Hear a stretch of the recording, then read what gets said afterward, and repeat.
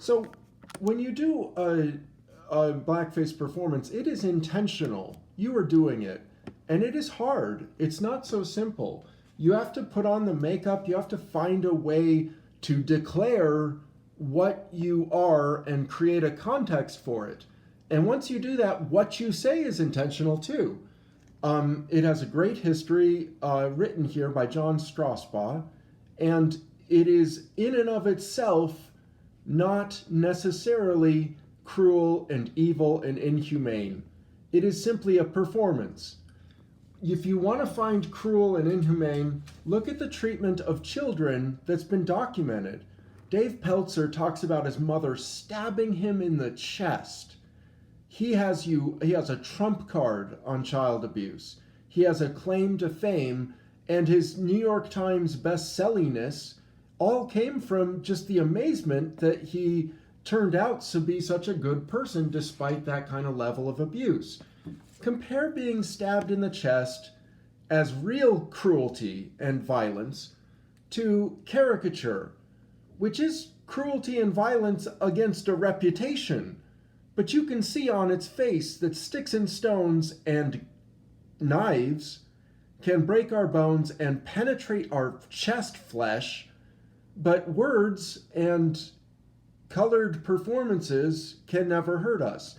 I think that you can see that on the internet, and that's one of the things the internet does, is it exposes how our taboos are the problem, that the things that are wrong are not the problem. It's our taboos around them and all of the things that go into them that are the problem. And that exists with blackface too. So Catboy Kami is a subject of my fascination. It's an amazing blackface performance. He does it with a circle around his nose, and it's, pitch blackface. And I wanted to talk about that because I view it as questionable, because I view it as a very simple base attack on black respectability. And that's not necessary with blackface. It is an option. And that's interesting to me. And now I'm not going to say whether I think he should be censored or insulted or attacked or anything. There are some people that openly call for his censorship by trying to get his IP address. I don't think that's appropriate. I think that's going too far. I think that's you going to his door and saying, hey, I didn't like that performance. I think that's too much. But I want to talk also about what I think is good blackface, because I want blackface that educates and amuses. I want to bring hilarity to the world, because my blackface is ridiculous. Ridiculous. Ricoculous. Uh-oh. It is three-acorn, multi-ethnic pina-face. And pina-face is unlike most blackface. My three-pronged assault on our penophobia that we have. We are scared of a peen like this, or like this. You can hear it gasping for cum.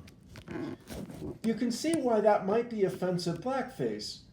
But when I say I'm a three-acorn, and upstairs I'm a sevicorn, and I'm in my costume and I have 7 horns, then I can make math jokes with you. Like, if you take my lower horns and my upper horns together, then you make me a zoticorn, because zot is 10. And a tenicorn is a zoticorn. One's in decimal, one's in hunimal. One-ticorn, two-nicorn, three-nicorn, four-nicorn. A vinicorn has 15 horns. A snixacorn, a zvenicorn, an ainticorn, a einticorn. A twenticorn has 20 horns, of course, because the Y is silent. The Y is silent will be something I return to over and over again as I ask the world my number one question, which is when I look at things, I want to know why. Why? So that why is very silent for me, because I would scream it at the top of my lungs every time I meet another human being if it were up to my personality, but I kill my personality because everything in a performance is a choice. This is a choice to do this kind of blackface performance. To have two different colors, like, it's not a choice that I made with a lot of forethought. I just made it, but it's clearly intentional. And that's true with Catboy Kami as well. And it's difficult. If you allow a pun, another pun, it's hard. Man, is it hard. It is triple hard to do good blackface. And Catboy Kami's performance, when he does face, is skilled. And he's also handsome, and he loves to show off his chest and to be pseudo-naked. He's a very attractive man. He gives me Horniface. And Horniface is kind of gross because it's so sexual. It's like I'm sexualizing him, and he hasn't done that to himself exactly. He's not trying to like make himself an icon of sexuality. He's trying to make himself an icon of racism, it seems to me. But sexuality, I mean, he's not doing it because he's getting laid by doing it. He's doing it because there's an audience. There are a lot of people that love racism, it looks like, right? And so racist-a-face is when you pretend to be a racist and you say 1/3 of my crotch doesn't like the other 2/3. That's me pretending to have an angry third. 1/3 is mad at this side and this side's mad at this side. Like, that kind of joke is intended to eventually, I understand not right now, but eventually lead to hilarity. That will be funny someday for some person. Not for you, because I've ruined the joke. Now there's nothing you can do but sigh when I make the joke, because a joke told once is worth it, and most jokes repeated are for the benefit of those that hear them for the first time. But honestly, the world's so ridiculous and risible that you need never repeat a joke twice. A tooth repetition, the tooth of a joke is 2 tooth much, 1 tooth much. Because the first time you tell a joke, that's when your brain hits the joy of the joke, the cleverness of it. And then ideally, you just stay there.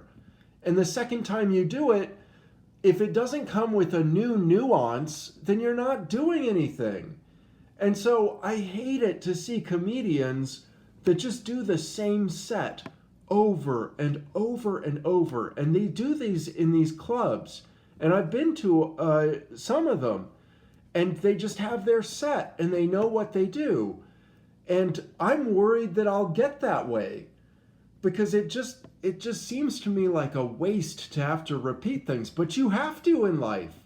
How are you going to know 20 to 30 if I don't go like this? 20, 2, 3, 4, 5, 6, 12, 8, 9, 30. That's 20 to 30 in Hanimal. You're welcome, right? I'm repeating myself for your benefit. Let's do gate to ninth. Ninth is 90. The Y is silent. Gate gun googie gorgive gix gev gauge gine night. Now I've done your 80s. And if you remember that, if the joke's good enough, then you can get more than just a joke. You can get ideology. And that's where this kind of video comes in and shows its true colors. Ideology that I'm promoting is one of love and inclusion. And it's needed in the world today, badly. And my jokes can barb against other ideologies in an educational way, is what I hope is to be true. I don't know if it's true. And look, I've made big mistakes before. Maybe this is one of them. But I'm going to try. I'm going to try and teach the world Hanimal.